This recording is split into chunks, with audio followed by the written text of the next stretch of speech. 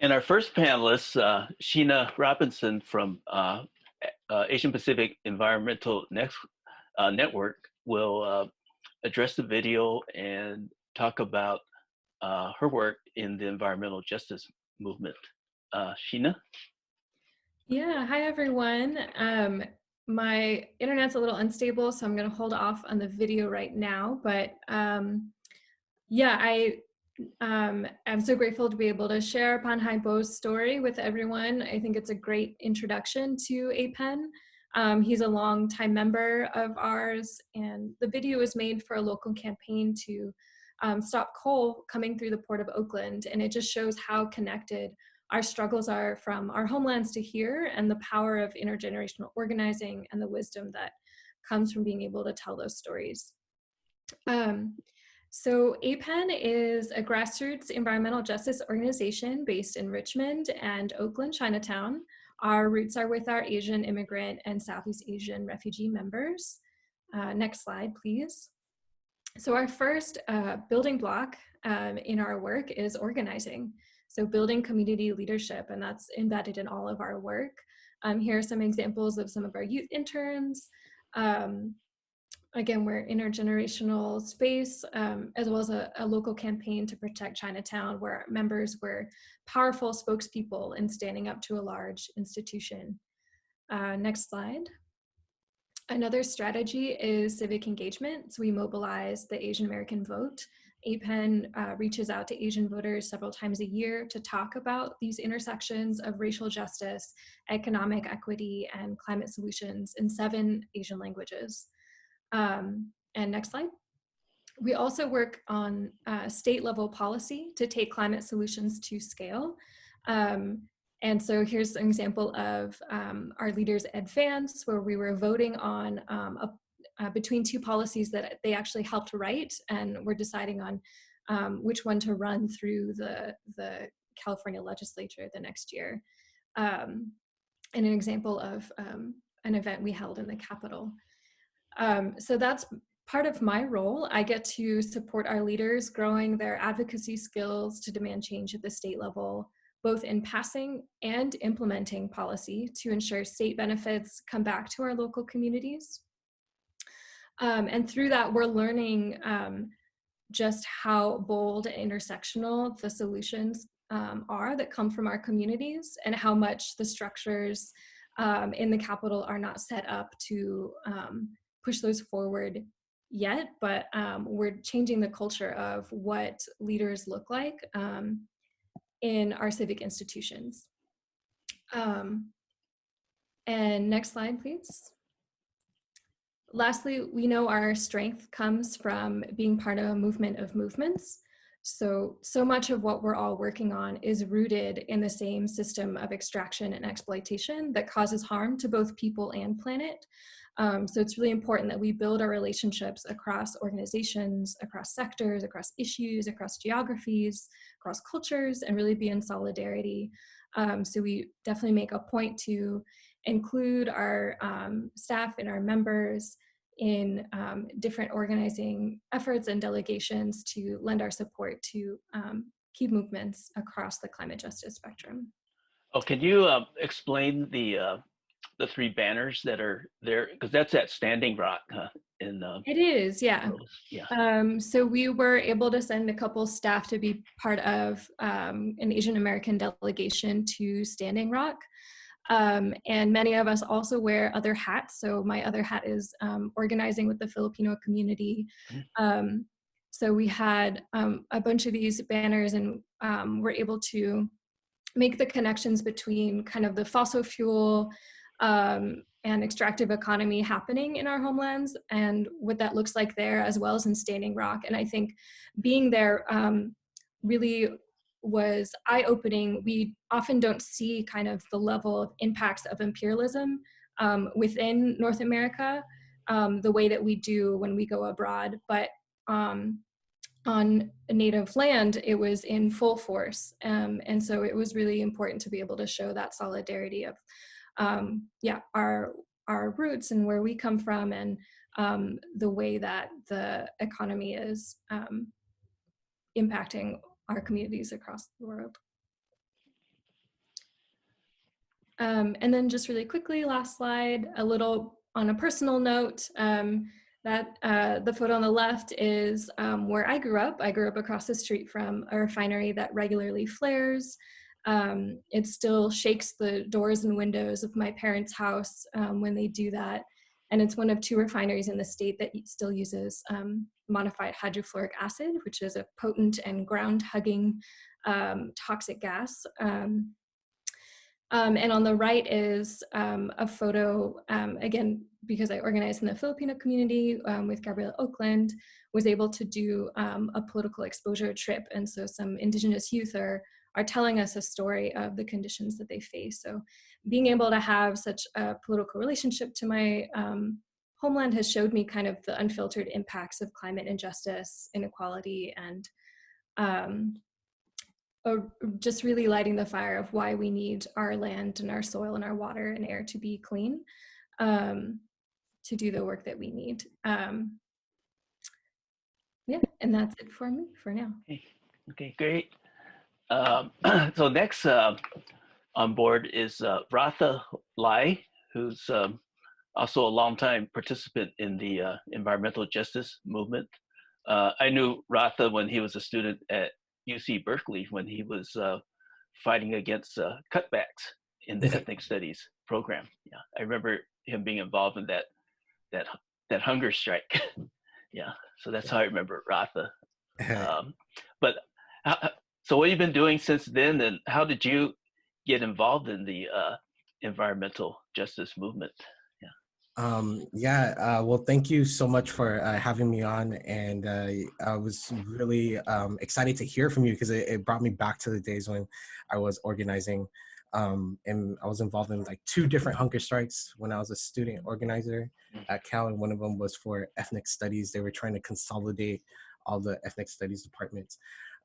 But yeah, I'm super excited. I'm gonna try to do my best to give a summary of what I've been up to. I've been super busy, so it's sometimes I hear a lot of people say it's really hard to try to catch up and follow what I've been doing. So it's a rare opportunity to kind of share what I've been up to for a while.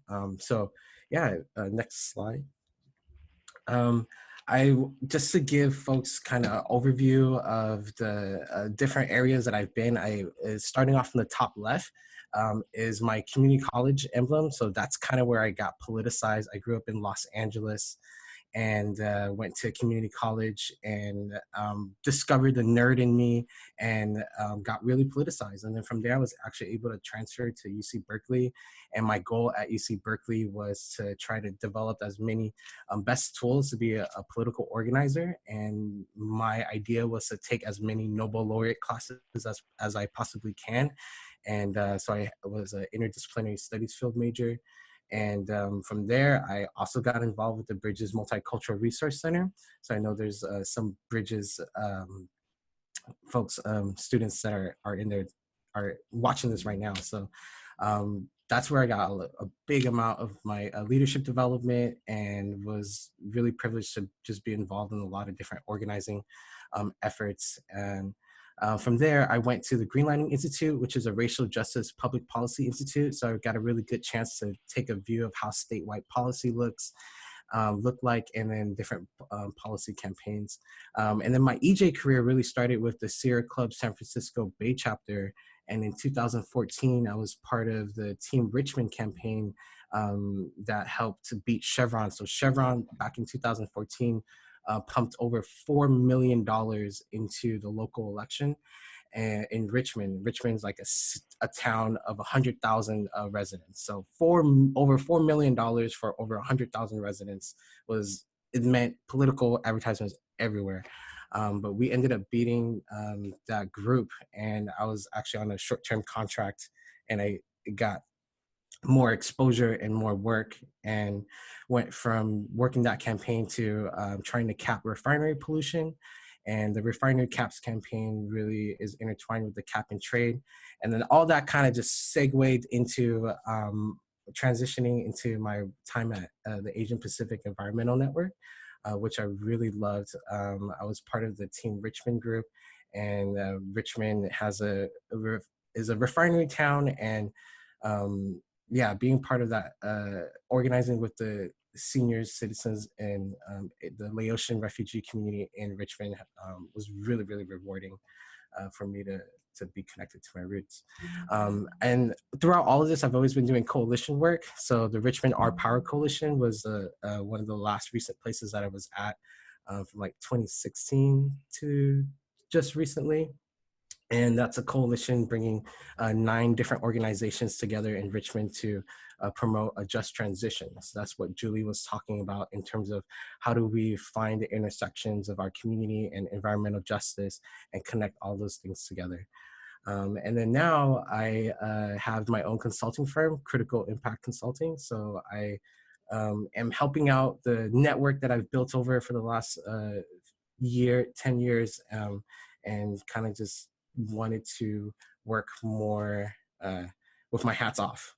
And so one of the clients I work with right now is a Safe Return Project. So they work on ending mass incarceration.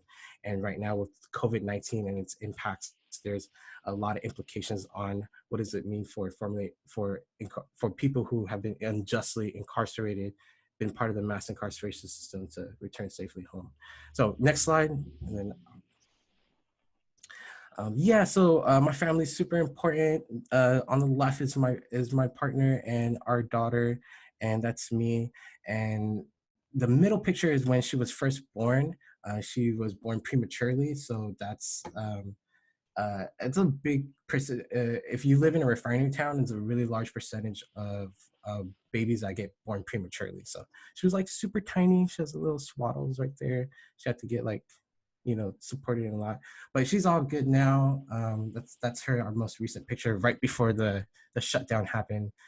She got really into dinosaurs, so yeah, so she's a big part of my life and a big motivation or a big reminder, and gives me perspective when I'm doing organizing work. And then yeah, so next slide. Yeah, so on the top left is an old photo from the Bridges office in Eshelman before it got remodeled. So that was just my time there, and so any Bridges students are in here right now. So a little sneak peek from a snapshot of what the wall used to be like. It used to be all tagged up and everything. It was really cool. The next picture is with me. Wait, go back. Yeah.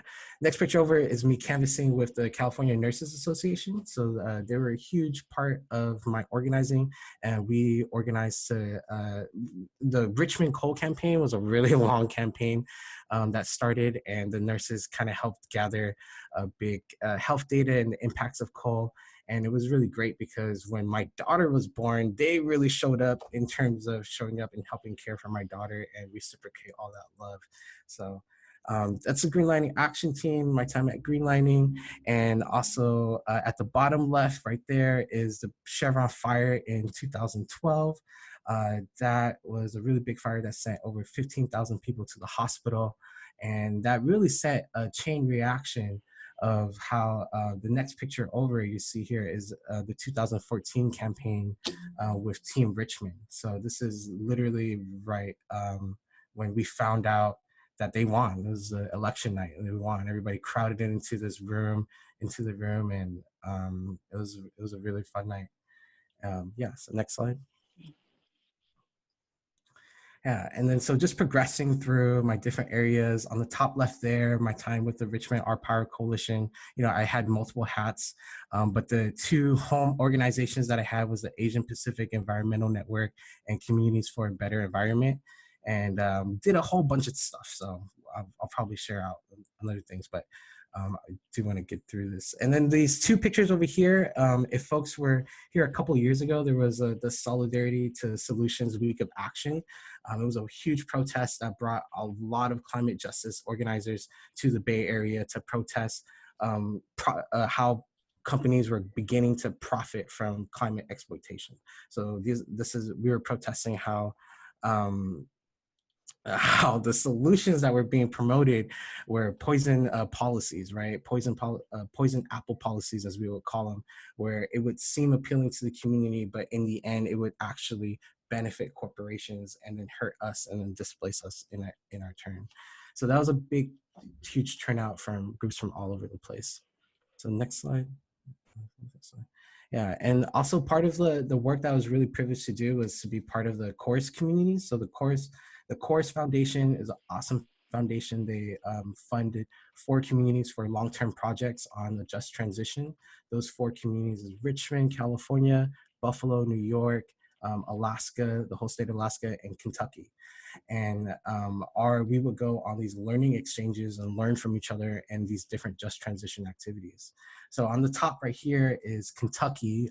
We had gone to Kentucky and really learned about the impacts of coal mining and really how the coal companies just did the whole community there really, really awful. They went in there, all these different, it was like, it was really, really bad. Like in terms of how corporations, it was a playbook on how do you destroy a community, and the coal companies were just writing it there. And in terms of how they could take away people's money and then turn a whole community into poverty is crazy. So that was a really eye-opening journey. And then at the bottom right here is the Richmond People's Assembly. So this was the Richmond Our Power Coalition, and we just did a lot of organizing. That was a really cool event. We had canvassed over 1,000 survey responses on just a simple question. It was just how people were doing. Like what our intention and our goal was to try to create a conversation starter, and from there create a really meaningful data and feedback on what's impacting the community now, and help frame the city council elections going forward. In the bottom right is an image from Alaska. And when I was asked to talk about climate refugees and to think about climate refugees, this was one of the situations I thought about. And going to Alaska as part of the Chorus Community Exchange, people are literally losing their homes to erosion, right? What we thought about erosion as slow and gradual becomes super drastic. And as you can see here, this group, this community that has been in this town, and they're like fishing villages along the river, they are losing their homes really quickly. And this was taken about a year ago. So a lot of the situations that people have just been having to move and leave their homes and find new places to kind of live. And so that kind of wraps up my time with my EJ career. And right now I started my own consulting company this past year, so I'm super excited about that, and looking forward to continuing my work and figuring out where I'm going to be working next and with which groups I'm going to be working with next. Yeah, thanks. Thank you, Ratha.